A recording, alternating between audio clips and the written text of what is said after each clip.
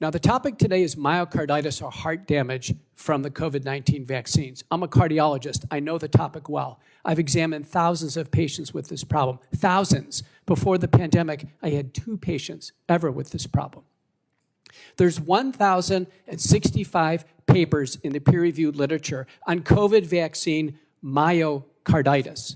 So let me summarize them for you. The first one that came on my radar screen that was alarming came from Washington University in St. Louis, August 18th of 2021. The first author is Verma and colleagues. New England Journal of Medicine. 42-year-old man comes into Washington University Hospital with vaccine myocarditis. The infection is ruled out. It's the vaccine. He's in the hospital. This is one of our best hospitals in the United States. He dies 3 days after taking Moderna. They can't save him in the hospital. Say, Dr. McCullough, move the microphone just a little bit away from you. Then one was reported from Korea by Choi and colleagues. This is now a younger man.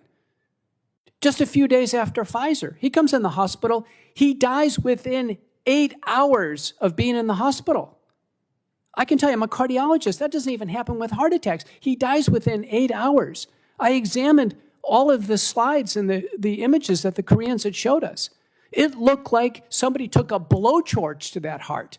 It was so completely fried with inflammation. His heart was destroyed.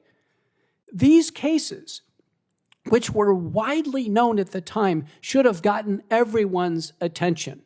Everyone should have been laser focused on this. We should never have someone die after taking a vaccine that's directly caused to the vaccine. Then Gill and colleagues, Connecticut, published in Archives of Pathology, 2 boys, aged 16 and 17, who die a few days after taking Pfizer. These are teenagers. They're found dead at home by their parents. They're absolutely horrified.